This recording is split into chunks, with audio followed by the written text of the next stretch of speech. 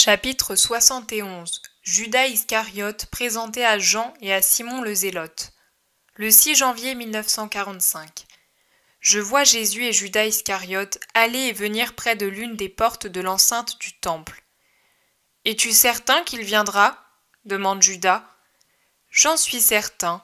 Il est parti à l'aube de Béthanie, et à Gethsémani il aura rencontré mon premier disciple. » Un silence, puis Jésus s'arrête et dévisage Judas. Il s'est mis en face de lui, il l'étudie. Puis, il lui met une main sur l'épaule et lui demande. « Judas, pourquoi ne me dis-tu pas ce que tu penses ?»« Ce que je pense ? Je ne pense à rien de particulier en ce moment, maître. Des questions, je t'en pose même trop.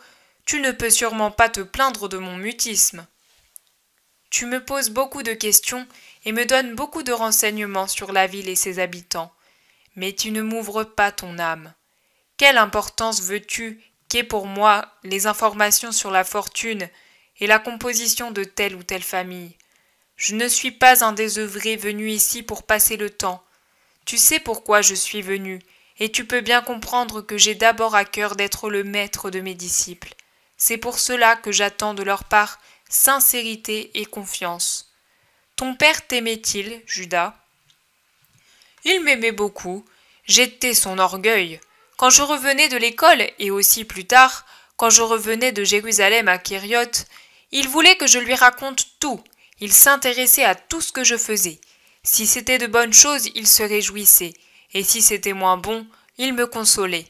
Mais parfois, on le sait bien, tout le monde se trompe. Alors si je m'étais trompé et avais encouru un blâme, il me faisait voir le bien fondé du reproche qu'on m'avait adressé ou tout le tort de ma façon d'agir. Mais il le faisait si doucement, on aurait dit un grand frère. Il terminait toujours par ces mots. « Je te dis cela parce que je veux que mon Judas soit un juste, je veux être béni à travers mon fils. » Mon Père. Jésus, qui n'a cessé de regarder avec attention son disciple, sincèrement ému au souvenir de son Père, dit « Voilà, Judas, sois bien assuré de ce que je vais te dire. Si ton père t'a élevé ainsi, il devait être juste. Rien ne le rendra aussi heureux que le fait que tu sois pour moi un disciple fidèle. L'âme de ton père exultera là où il attend la lumière, en te voyant mon disciple. Mais pour l'être, tu dois te dire, j'ai retrouvé le père que j'avais perdu, celui qui me semblait être un frère aîné, je l'ai retrouvé en mon Jésus. Comme à mon père bien-aimé que je pleure encore, je lui confierai tout pour qu'il me guide, me bénisse ou me fasse de doux reproches. Veuille l'Éternel et toi, surtout toi, veillez faire en sorte que Jésus ait seulement à te dire « Tu es bon, je te bénis ». Oh oui, Jésus, oui, si tu m'aimes à ce point, je saurai devenir bon comme tu le veux et comme le voulait mon père. Et ma mère n'aura plus cette épine au cœur. Elle répétait toujours « Tu n'as plus de guide, mon enfant, et tu en as encore tellement besoin. Quand elle saura que c'est toi que j'ai pour guide, je t'aimerai comme aucun autre homme ne le pourrait. Je t'aimerai beaucoup, je t'aime beaucoup. Ne me déçois pas. » Non, maître, non. J'ai plein de contrastes, envie, jalousie, folie des grandeurs, amour du plaisir. Tout en moi se heurtait aux bonnes inspirations.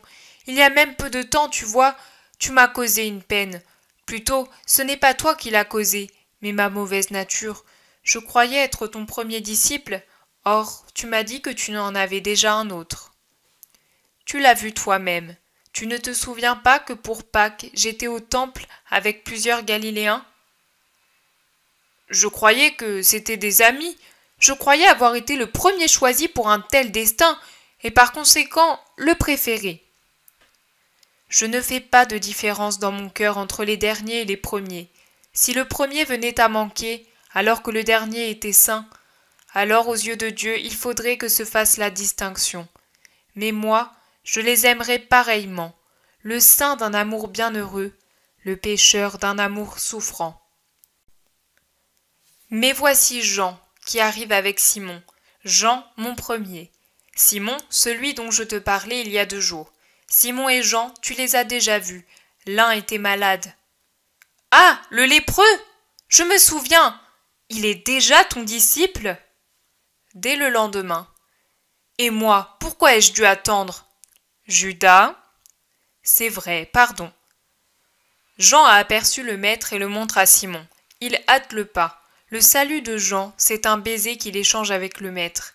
Simon, en revanche, se jette aux pieds de Jésus et les embrasse en s'écriant « Gloire à mon Sauveur! Bénis ton serviteur afin que ses actions soient saintes aux yeux de Dieu, et moi, je le bénis pour t'avoir donné à moi. » Jésus lui pose la main sur la tête. « Oui, je te bénis pour te remercier de ton travail.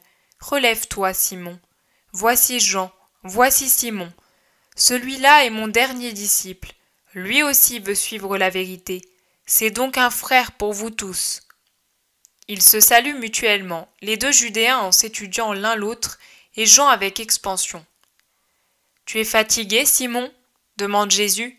« Non, maître, avec la santé il m'est venu une vigueur que je ne me connaissais pas encore. »« Et je sais que tu l'emploies magnifiquement. J'ai parlé à beaucoup de gens, et tous m'ont dit de toi que tu les as déjà instruits sur le Messie. » Tout content, Simon sourit. « Hier encore, j'ai parlé de toi à un honnête Israélite. J'espère qu'un jour tu le connaîtras. Je voudrais que ce soit moi qui te conduise à lui. » Ce n'est pas impossible. Judas intervient. « Maître, tu m'as promis de venir avec moi en Judée. »« Et j'y viendrai. Simon continuera à instruire les gens sur ma venue. Le temps est court, mes amis, et le peuple est si nombreux. Maintenant je pars avec Simon. Ce soir vous viendrez tous deux à ma rencontre sur la route du mont des Oliviers, et nous distribuerons de l'argent aux pauvres. Allez. » Jésus, resté seul avec Simon, lui demande. « Cette personne de Béthanie est un véritable Israélite ?» Un véritable Israélite. Il y a en lui toutes les idées à la mode, mais aussi une vraie attente du Messie. Et quand je lui ai dit « Il est parmi nous », il m'a répondu aussitôt « Quel bonheur de vivre à cette époque !» Nous irons un jour chez lui porter la bénédiction à sa demeure. Tu as vu le nouveau disciple? Je l'ai vu. Il est jeune et paraît intelligent. Oui, il l'est. Toi qui es judéen, tu seras plus indulgent que les autres pour ses idées. Est-ce un désir ou un ordre? C'est un doux commandement.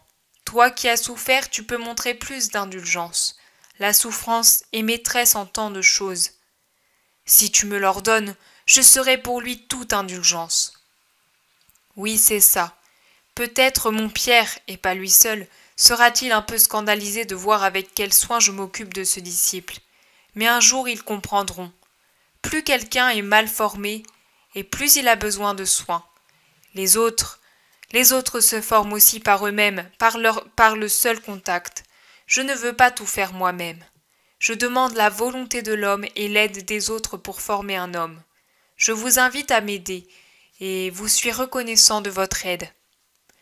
Maître, penses-tu qu'il pourrait te causer des déceptions? Non, mais il est jeune et il a grandi à Jérusalem. Ah, auprès de toi il se corrigera de tous les vices de cette ville, j'en suis certain. Moi qui suis déjà vieux et me suis desséché dans la rancœur, j'ai été tout renouvelé au moment où je t'ai vu. Jésus murmure. Qu'il en soit ainsi. Puis, plus haut, viens avec moi au temple, j'évangéliserai le peuple. La vision prend fin.